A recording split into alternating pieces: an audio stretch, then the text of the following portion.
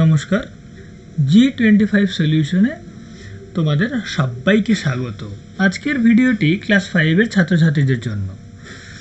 তোমরা অনেকে জিজ্ঞেস করো প্রজেক্ট কীভাবে বানাতে হয়। প্রথম তোমরা স্কুলে যাও, স্কুলে গিয়ে প্রজেক্ট কীভাবে বানাতে হয় অনেকে জিজ্ঞেস করো, তাই তোমাদের জন্য আজকের এই ভিডিওটি বানানো। তো তোমাদের আজকে আমি আমাদের পরিবেশ ও গাছপালার বিষয়ে একটি প্রজেক্টের মডেল তুলে ধরব।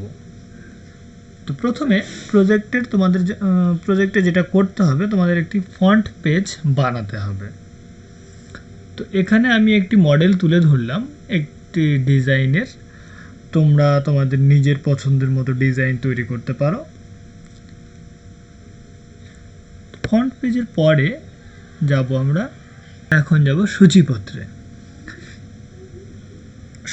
প্রথমে লিখব ভূমিকা। তো আমাদের পশ্চিমবঙ্গে আমাদের যে ভূপ্রকৃতি সেটি বিভিন্ন ধরনের। তো আমাদের রাজ্যের বিভিন্ন ভূপ্রকৃতি অনুযায়ী বিভিন্ন ধরনের গাছপালা দেখা যায়। তো ওই জন্য আমাদের আমি যে পরের বিষয়টি তুলে ধরেছি সেটা হচ্ছে বিভিন্ন পরিবেশে আমাদের যে ভিন্ন ভিন্ন গাছপালা দেখা যায় তার বিষয়ে একটু কথা বলবো, তাই এখানে তুলে ধরেছি। তারপরেই যে বিষয়টি তুলে ধরেছি সেটা হচ্ছে আমাদের একদম পার্বত্য অঞ্চলের পরিবেশ ও তার গাছপালা। তারপরে চলে এসেছি মালভূমি অঞ্চলের পরিবেশ ও গাছপালা।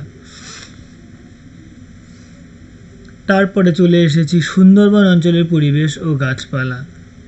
এরকম করে তুমি সমভূমি অঞ্চলের পরিবেশ ও গাছপালা দিতে পারো।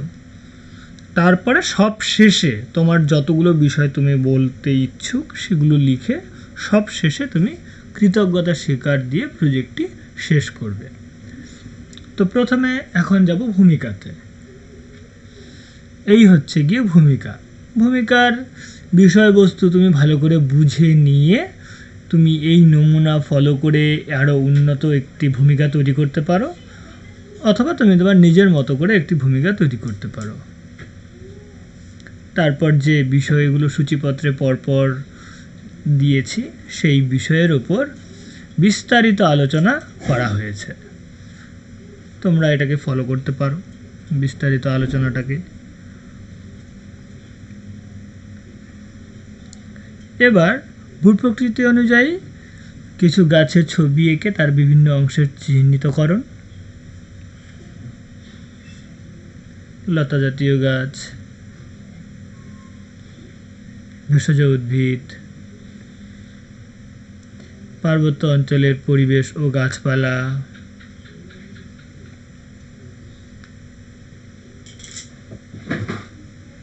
মালভূমি অঞ্চলের পরিবেশ ও গাছপালার সম্বন্ধে কিছু বলে একটি ছবি এঁকে তার বিভিন্ন অংশ চিহ্নিতকরণ।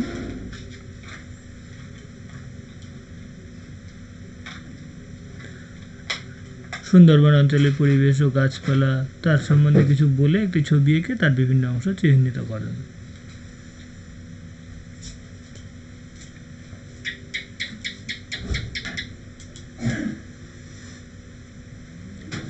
সবশেষে কৃতজ্ঞতা স্বীকার।